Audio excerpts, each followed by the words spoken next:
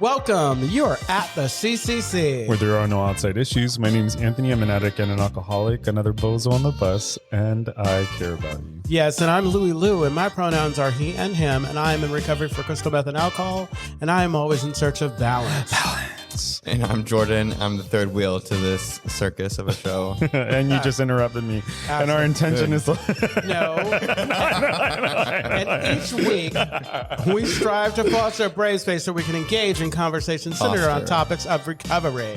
And our intention is to hold and inspire better spaces for more people in recovery by tackling issues sometimes used to separate us. But before we do that, please like, share, comment, and subscribe. Yes, please. Yeah, please. Yeah. So, like, how's everyone doing? Forget something? No.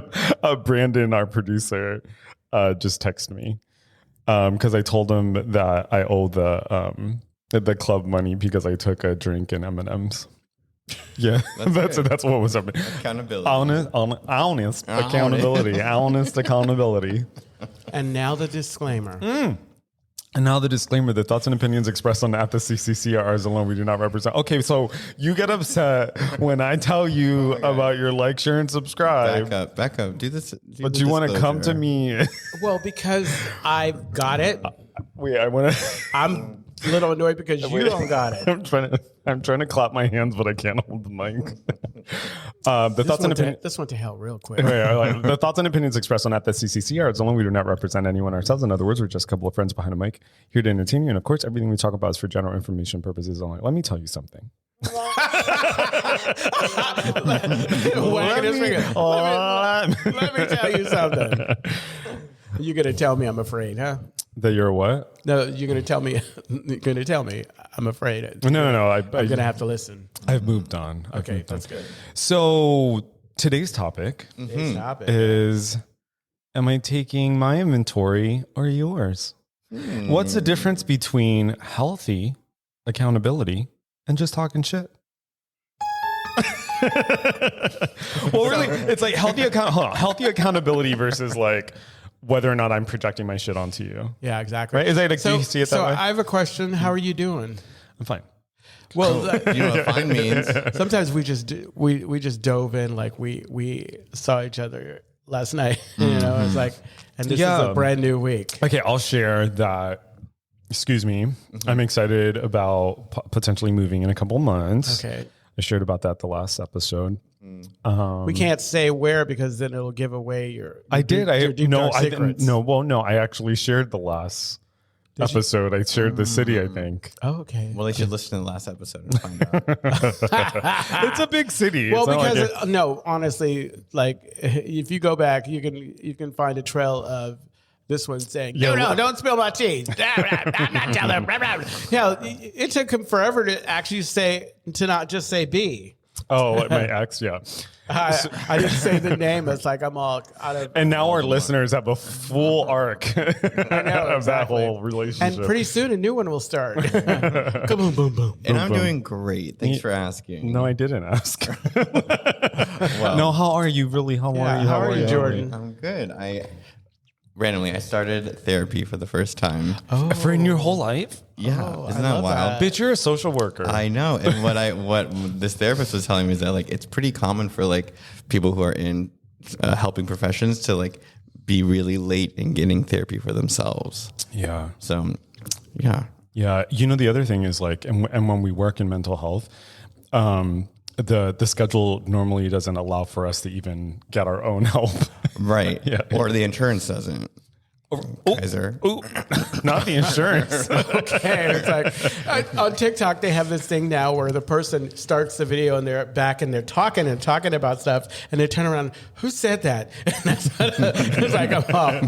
It's like I'm off. The person's basically spitting truth, but it's turned around and said, "Who said that?" Luz, have you ever been in therapy? I have. I started in treatment because.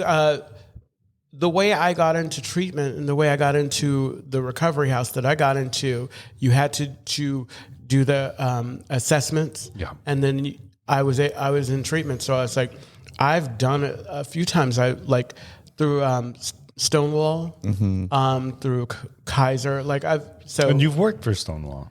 I didn't work for Stonewall. I worked at the Black Coalition. Oh, okay. Yeah. Okay. But yeah, no, I strongly believe in recovery, especially when you're ready to open up, and Of course. like, I think that, maybe there's a benefit to the times, like, because there were times when I thought I tried recovery and I got a therapist, and basically I was just lying to the therapist. I was just going like blah blah blah, telling them what they want to hear. And yeah, I feel like when you're really ready, like I feel like I do want to go back into therapy, because I definitely have areas that I want to address, and I'm ready to kind of like show up in an authentic way. Mm-hmm. That's great. Yeah. I appreciate that. Absolutely. I think you're absolutely right. I feel like, so I've been in therapy since I was a kid, since I was in elementary school. So I really don't know my life without having a therapist, but I also feel like when I'm not in therapy, like I can feel that. And oh my God, sorry. I'm not burping into the mic. No, it's like Yeah. we're just watching it. I want listeners if to you know. are not, I mean, obviously, if you're listening, he was doing this little dance, and it probably wouldn't have made sense to you, but we're watching, and he's like, well, everyone also needs to know that you were like giving me the look of death. I always Like do a that. stare It's of like death. I don't have a poker face. Like, I could be thinking about Lord knows what, and it would come across my face. And if you are someone who's insecure and thinks that I'm always thinking about you, That's a really good example of taking other people's inventory. It's a very good That's a very good example. It's a Yeah. very good example. I said if you're someone who's insecure, if the shoe fits, I want you to wear it like Cinderella. Okay. Oh my goodness. Okay, so today's topic. Yeah.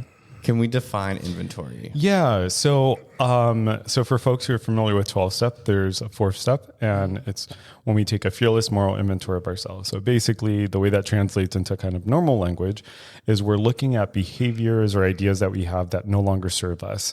And the way we start that inventory is by thinking about the things that feel really charged to us. So it might be like a former employer, it might be an ex, it might be an institution like a bank, or it might be like the legal system, right? So we put all those things down, and then we kind of go through it with a fine-tooth comb, and we find like what was our part in all of that. And then ultimately the goal of the inventory is to get us to a place where we feel free, like from the things that kind of trap us, right? So when we're talking about taking another person's inventory, it's basically like you're doing all that work that would be like introspective for yourself, but now you're doing it for someone else. And I guess the question then is like, what's the problem with that? Louis, you have the most time out of all of us. Well, I think the problem with that, like, I feel like the action of doing that is, in a lot of ways, is a distraction. It's a way to take the attention off of yourself. You. Yeah. Like the times where I'm like, and specifically in recovery, like, ideally in a perfect situation, everybody does everything the same way. But then in 12-step, that's why we have so many different types of sponsors and so many different ways to approach the same kind of literature and the same kind of and I think the challenge is if you see some, if we get to that point and it's around second year or whatever, where all of a sudden you're really passionate about what you're doing, you get a little overzealous, and you're not at that place yet where you understand that how someone else does it is how someone else does it. And so it can be kind of what's the word? Like, it can be threatening to your recovery if you don't feel strong enough in it and you see somebody else doing something else, because we're at a place where we're still questioning, where it's very kind of like shaky. Like, and it's not for everybody. There's some people that just get in but if you're struggling with recovery or wanting it, because it's that we needing to let go of what we had before, but still wanting to hold on to it. So I don't know about you guys, but it's like trying to not be in that place where you're trying to find every reason why this isn't going to work. Okay, so are you saying that? Well, I like where you started, and I'm not sure if I'm hearing you correctly, but when you say, for example, that taking somebody else's inventory is just a distraction. Oh, absolutely. Okay, so you're saying that, and that distraction keeps you from looking at your own stuff. Absolutely. And then by not looking at your own stuff, how would you finish that sentence? So by not looking at your own stuff, it's like you miss opportunities for growth, for change, and for like really kind of getting to the root of why you got whatever issue you have. And maybe you do that because you're not ready. You know how sometimes we shut down because we can't handle what's ahead. And so it's easier for me. It's almost like being that service whore for other, like, I'm going to focus on this so I don't have to pay attention to my thing. And so it's, Okay, so Go ahead. Two things. I guess maybe like a concrete example would be helpful. But to the last point of like being a service whore, right? But doesn't that go against the whole idea of like service keeps you sober? Yeah, but service can also take you out. Yeah, so it's all in moderation. Yeah, so exactly. if there's anything I know about addiction in my it's always about extremes for me. It's always about like wanting things immediately. It's always about like not just being comfortable with like regular happiness. I need to be like the fucking happiest. I need it to be happy. You know what I mean? My happiness is on fire. All the time. All the time. I want my relationships intense.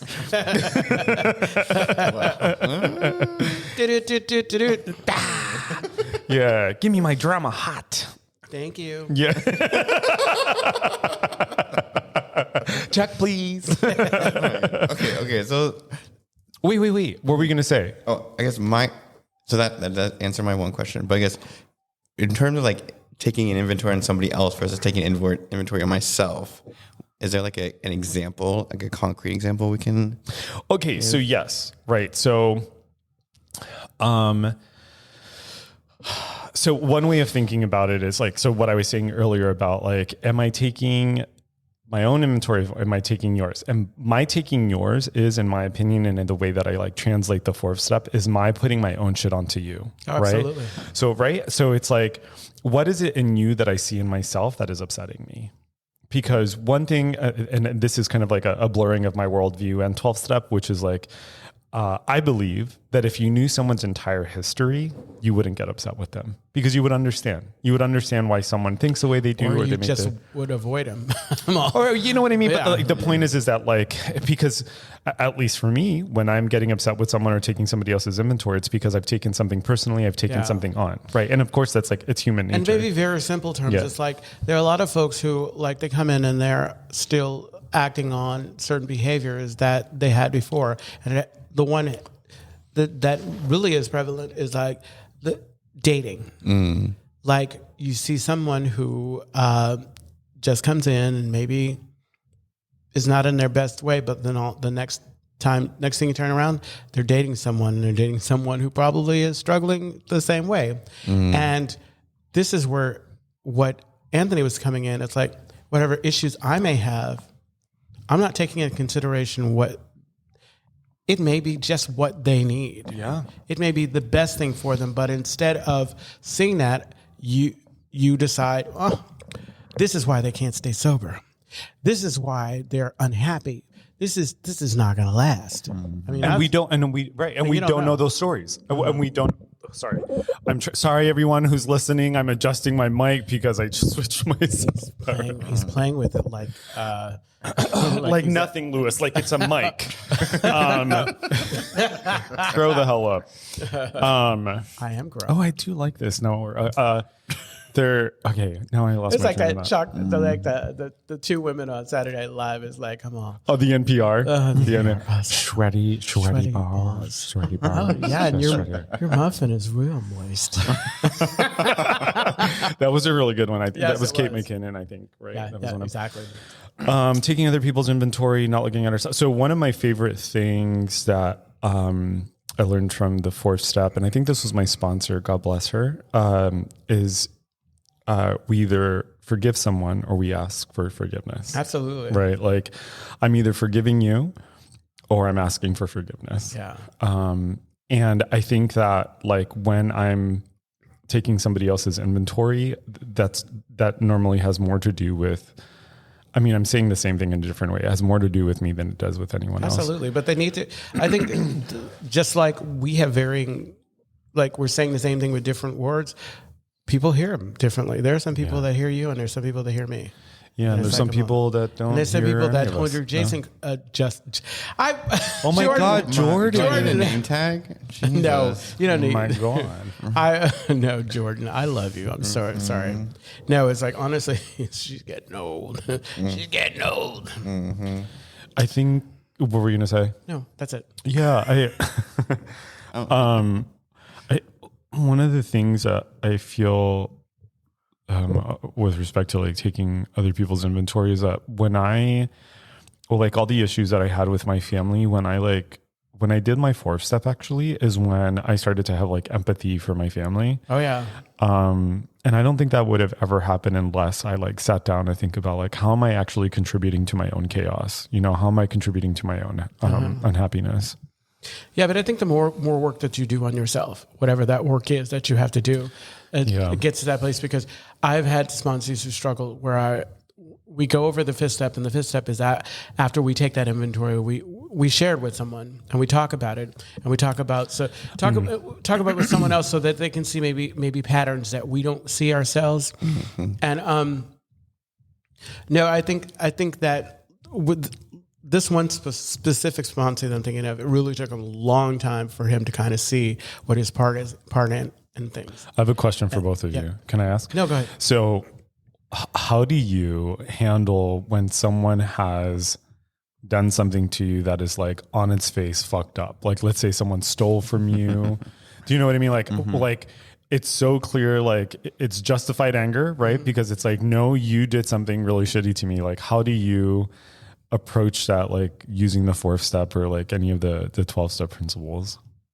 That's a hard one. It is a hard one. Yeah. Go. I mean, I think a more recent example, I think I have reminded myself that that other person is just as sick, if not more sick than me. Right. And then the saying of like, not my monkey, not my circus comes into my head a lot. Sure. Yeah. Right. And I like to believe in the idea of karma, and like if I don't want bad karma to come to me by reacting to something that was blatantly against me, right? It's one thing to see if I did something by not intentionally, or my actions were I was not in the right headspace, and I can apologize and make amends later. Yeah. But if it's blatant like that, then it's just like they're gonna get theirs.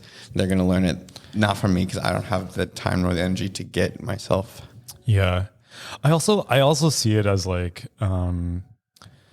what parts of myself am I cultivating, right? Like, am I cultivating my anger for you? Am I cultivating my like distaste, Absolutely. you know? And I noticed that like, even if it's difficult for me in like the immediate, or even like, in the immediate, it might be difficult for me. I know that as long as I keep feeding whatever that thing is, it stays with me. And in the end, it does me more harm than it does good. And I'm wasting time and energy on something or somebody that is not paying my bills, wiping my ass. Yeah, exactly. Doing nothing productive for me. You got people wiping your ass?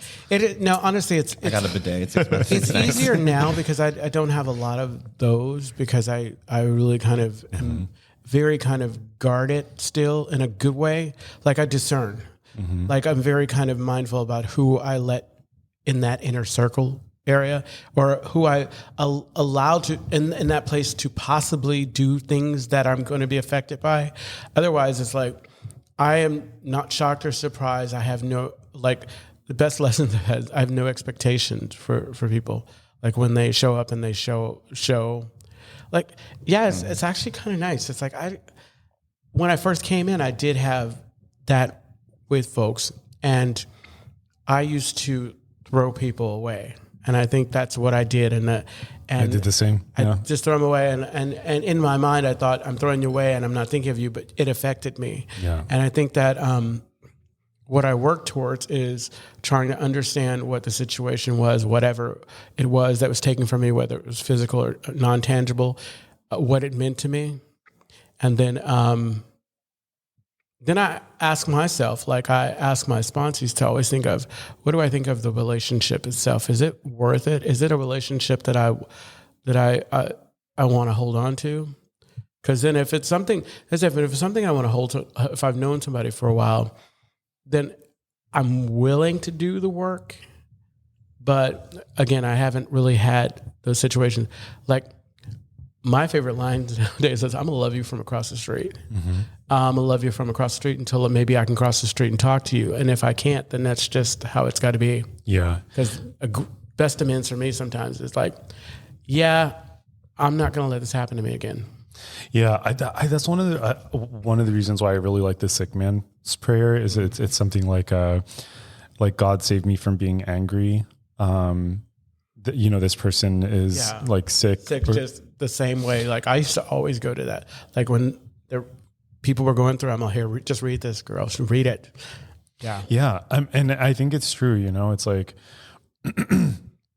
I think fortunately for me, like when I was a kid, I never could I could hold a grudge, but I could never hold on for too long, right? Oh, yeah. Like my heart always eventually softens. And I think my heart eventually softens, like even now in like adulthood, it softens because at least for me, like I look at like all the times I did shitty things, exactly. all the like bridges I burned, all the lies I told, all the, you know what I mean? All the people I hurt. And like, I look back at myself with empathy and I'm thinking to myself like, well, I know why I did those things. Like, I know I hurt people along the way. I didn't mean to hurt those people, but like, I was like confused and I was hurt and you're right. And so if I can kind of come from that place, it's a little easier. And I like what you said too. It's like, I don't have the fucking energy, I don't have the energy. And I think sometimes like problems and issues can get really sticky and it could be hard to shake them off, but I don't need to like add super glue to them. So, something that I do, like, so I'm not taking people's inventory because sometimes my inventory taking shows up in my face. I have to excuse myself or avoid certain situations. Like, that Monday relapse prevention meeting I've talked about before, like I like to go, but sometimes I have to take a break because I don't want to be the person that makes it unsafe or uncomfortable for people because of my judgment.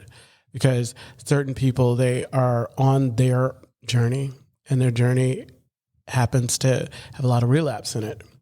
And this is where even if I'm not, if I'm not aware, I'm taking inventory because I'm judging how they're doing things or why they keep, because I got this. Why couldn't they get it? And not understanding, like I said, not knowing what their story is, not knowing what the situation is. And also being envious because sometimes I like to go back out and come back in. Yeah.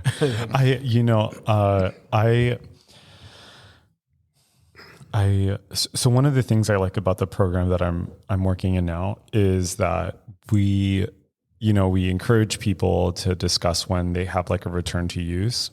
And the discussion around that is never judgmental. It's about like, okay, what's the information we can get from whatever it is that happened? And to me, and I've shared this many times before, and I believe this now, is like, if someone can survive a return to use and they're able to reconnect, that's a win. The thing that breaks my heart is when people lose their lives. Yeah, exactly. Like that's like even saying it, it makes me, like, I feel tender around that because it happens and we see it happen all the time. And so when I see someone come back, especially in like my work, I feel like that feels like a win to me. And I'm Absolutely. like, there's still hope here. There's like, this isn't, yeah. I've made it a point to just try to be a safe space, meaning like reserve my judgment or whatever, and just be supportive when they show up and not make and usually what it comes down to is fear. 100%. Not make what somebody else is going through about me. Yeah. Like I got my thing over here. My sponsor always says, it's like everybody has a higher power. Yeah. And that higher power is going to be working on them. So it's like, yeah. And like, who the fuck are we to like, exactly. Look at, yeah. Like somebody gave me grace and was patient with me. So why can't I do the same? Yeah. 100%. Yeah. 100%. But on the flip side, we're human. And that's and so, like Charles M says, it's like, maybe what I do is I find people who know that I'm trying to be a better version of myself. Yeah. And then we have cares and concern sessions. Oh God. My friend says, we should like talk to people who know our heart, Absolutely. Mm-hmm. Absolutely. Or knows, like, because if I were perfect if I was doing this perfect, I wouldn't need to be here. Like I can't just walk into the forest 100 miles and then turn around all of a sudden be out. I've got to do some work. right. I've got to make some changes. And so if I fall short, then I'm giving myself grace and I'm giving others grace. Yes, Jordan. On the flip side, I guess my question too, like as somebody who has relapsed a lot and coming back to the rooms, for me, I guess maybe I do take inventory of other people and like, oh, why is that person getting it? Why do they have so much time? Or like I start comparing myself to other people's programs, and is that similar to like taking an inventory of somebody else? I don't know. You're comparing your insides to somebody else's outsides, and you still don't. I think it's a little different because it's detrimental to you. Like, I mean, but I don't know. I don't see that. Well, you know, the other thing is, and I've been thinking about this at work a lot, is that, I think people's base, like, well, and I've talked about this before too, like one of the Buddhist principles is that living is suffering. We're all suffering, right? And when we start comparing ourselves to other people, there's like, the underlying belief is like, this person is somehow different from me. And what I'm realizing through like my years working in mental health and in my current role is that everyone has suffering. Literally everyone is suffering, regardless of how much money they have, what they look like, the recovery time, like everyone is suffering.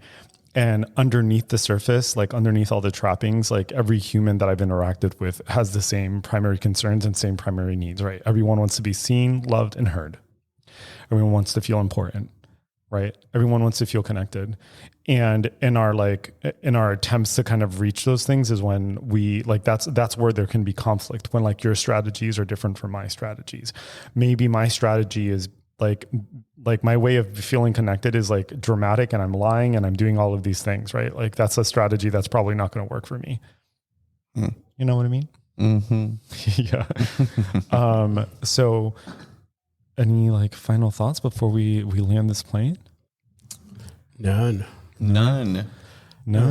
So how do you stop taking inventory of other people? Yeah. I don't think you do. I think you work towards not doing it. And I think the longer that you stay recovering, the longer that you continue doing the work, you know, it's like certain behaviors no longer serve you and it changes. It's no longer, you know, you may find yourself doing it, but then you catch yourself. Cause I think awareness too. It's like, I think a big thing for me is like that I'm not asleep doing it, that I'm not just doing it and not feeling like, cause if you do it and you feel bad, that's progress. Yeah. I think one of the ways that we do it is, we try not to throw around our suffering, right? Like my suffering is my suffering and I don't have to like throw it around. That is to say, like, I don't have to direct it at you.